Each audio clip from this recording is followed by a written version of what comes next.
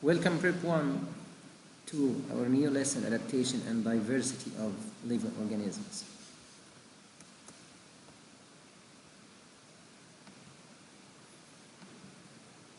Diversity in the living organisms to cope with the environment, such as many things in the environment like climate, maybe hot or cold, like food, like the availability of water, if there is contains a large amount of water or there is the shortage of water, like desert. We have many examples. Number one, we call it camel's limb. Camel limbs, the leg of the camel ends with pads. These pads may be thick. Why? To protect it from the hot sand. And also flat. Why? So cannot sink the sand down in the soft sand. The other example, horse. The leg of the horse ends with the strong solid hooves. Why? To enable horses to move in a rocky solid rocks. As you can see here, this is the lowest part of the leg. We call it hooves. While the camel, the lowest part which is down, as you can see here in this image, we call it pads. The next part, we call it adaptation. Adaptation is a modification of living organisms, behavior or structure or function. Why? To become more adapted to the environmental condition where it lives. So adaptation, something may be behavior or structure or function to let the living organism more adapted to and still survive in its environment. From the definition of adaptation, you can find the three types of adaptation. Number one, structure, and the second one, functional, and the third one, behavioral. What is the difference between them? Number one is structure. Structure, or we call it anatomical.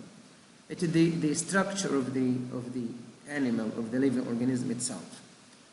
It is a modification in the structure of one body organs of the living organisms. Why? To be more adapted in the environment conditions. Like, we have two examples. We said these two examples before. The camel's pad, and the horse's hoof. So the camel's pad, is a structure adaptation, and the horse hoof is a structural adaptation also. The second type of adaptation, we call it functional. Functional, each organ have a specific function in the living organism.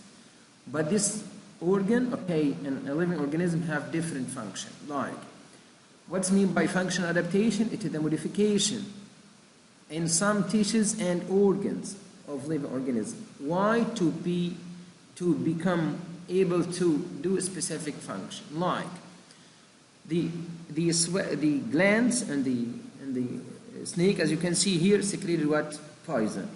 While in the human body secreted what? Sweat. So here have function in the snake, while in a human have a different function.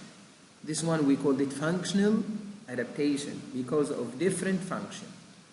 The next one we call it behavioral. Behavioral adaptation, it is the modification in the behavior of living organisms at a specific times of the day or a year. The most common one, as you can see here in all the pages, the birds' migration. So, examples, activity of birds during the daytime or daylight and bats at night. The third and the second one, birds' migration at a certain times of a year from place to place. Why? This is the reason. Number one, to get food, and the second one, to escape from enemies, and the third one, to move in different environment. We have many examples here. As you can see here, this is an amazing one. Number one, whales and dolphins and sea lion, all of them that live in water. The four limbs, as you can see here, are modifying to become paddles. Why? This is so clear, to can swim in water and dive underwater. This one we call the structural adaptation. Go to the right side, you find the forelimbs are modified into wings. In what? In bat. Why? To kind of fly in air. And also we call it structural adaptation. Go to another example. The difference between horse and monkeys and gorilla. Number one, horse, the forelimbs are modified into hooves. Why? To can run easily in a rocks. This one also structural adaptation. On the right side here you find monkey or gorilla. The long arms, okay, are due to elongation of the bones of the forelimbs and fingers. Okay, why? To perform the function of climbing trees and catching things easily. So this one also we call it structural adaptation. So the difference between horse, okay, and monkeys and gorilla. The next one we call it adaptation and nature of food. The living organisms are adapted according to the environment where they live and the food. Like birds, we have here three types or three groups of birds. Number one, the birds that feed on meat. We call it predatory birds, okay, like hawks and vultures.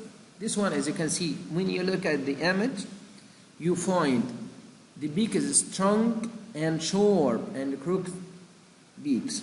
Why? To enable them to tear and cut the prey's flesh easily, so can eat the food or eat the meat easily. The second one, when you look down here, you find the leg ends with claws here. The four bendable fingers end with strong, sharp claws. 3 anterior fingers and 1 posterior. This is why to control pouncing or catching the prey. The second group of the birds that feed on worms and snail on shallow water, like heron here, okay, have long, when you look at the picture here, you can find it easily, that long and thin beaks to pick up worms and snails from water. Also the legs, also long and thin legs end with thin fingers to walk in the existence of water easily. The third group of birds, the birds that feed on mosses and fish, we call them water birds. Okay, this so easily, all of us see it easily, like ducks and geese. Okay, the wide indented beaks, okay, in two sides. Why? To filter the food from water. And the last part, and the last one here, when you look at the legs, you find palm legs. It's covered between fingers, covered with a layer of skin. Okay, we call it palm legs. Why? To help them in swimming, or can swim easily. After that, adaptation in plants. But this plants is a special type of a plants. We call it insectivorous plants or insect-eating plants. This is a special type of a plant that can eat insects. Plants that eat insects, like Dionaea and Drosera and Halophila.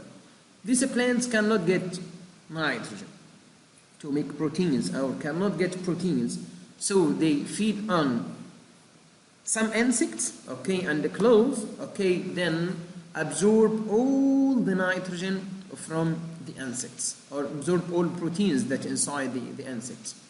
So here some parts of leaves of insectivorous plants are modified. Why? To pounce and digest the insect, then absorb the nitrogenous substance and also proteins, okay, in the plant's body. With this one we call the structural adaptation. We look at the image here, you find this one here, the fly here on the left side. When you get inside the plant, the two parts of the plants, okay, fill with it and close it immediately, and then digest it and absorb all the nitrogen or proteins which inside the insect's body. This one here in the middle, also the same, closed. And the third one on the right side, you can find here, it's like a glass or a vase that contains liquid inside. The insects go inside it and stick with the liquid and digest it to get the proteins. The third one, adaptation and environment. We have many things here. Okay, number one, hibernation. Two, estivation. The third one, birds migration. And the fourth one, okay, camouflage. What is the difference between them? Or take, okay, small notes about each one. Number one, hibernation. Hibernation in winter, it's very, very cold, okay, and low temperature. So some animals, okay, get the food and store the food in a specific place and stop most of vital activities to avoid low temperature. We have many examples here from this one, as you can see from the left side, like a frog, okay, and also on the right side you find some reptiles and some insects. Hiding of some animals in burrows during winter. Why many animals or some animals, okay, hibernate? To overcome the decrease in temperature in winter. But in spring, when the environment conditions becomes favorable or becomes the temperature warm, these organisms return back to their normal activities. This one we call it behavioral adaptation. The second one is the opposite. We call it estivation. Estivation is the opposite, but in summer. In summer it's very, very hot. So some animals, okay, can hide in burrows because of low temperature, high temperature, and the shortage of water and rain. Okay, like this one, as you can see here on the left side, desert snail, and the right side, gerbil. Why? Some animals in summer, okay, make estivation or hide in the burrows to overcome extreme rise in temperature or to overcome shortage of water and rain, especially in desert areas or desert environment. This one also we call it behavioral adaptation. The next one we call it birds migration. Birds migration, you find some types of birds, okay, in cold areas.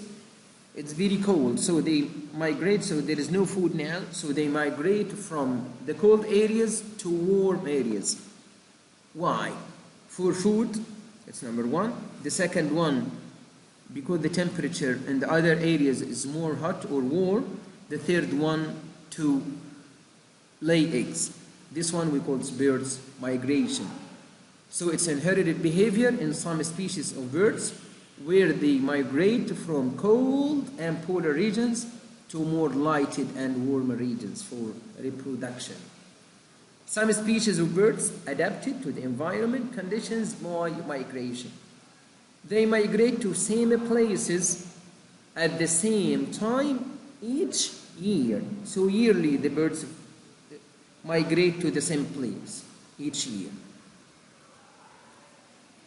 This one, the most famous one here, okay, we call it queller bird. In winter, some species of birds migrate from cold and polar regions, as we said before, and this one we call it behavioral adaptation. Camouflage, adaptation for hiding. It's amazing one. It is the ability of some living organisms to be hidden from their enemies or capture the prey in the predator species. Like the most three species, number one, or the three types, number one, leaf insect. This one, it's looks like the leaf of the plant and the shape, okay, and the color. It's like the shape, it's similar to the leaf of plant by 100%. No one can differentiate between them. You can only differentiate between the leaf insect and the leaf of a plant when it moves only. So it's hardly to be discovered by its enemies. It looks like the plant leaf exactly in its color and shape of wings. You look at it in the picture here on the left side. In the middle one, okay, you find it stick insect. It's hardly also to be discovered by enemies because it looks like the branches of the plants as well. Okay, it can't move, so stop. Okay, so you cannot differentiate between it and the plants and the plant's branch. When it moves, you can discover it now. The third one, or the most famous one, all of us know it easily. Okay, chameleon. Chameleon, it changes its color according to the environment where it's living. Maybe desert, maybe on a plant. As you can see here, when you look at it, you find it to change its color. 2, escape from enemies or capture the prey. Thanks a lot, and see you in the last time.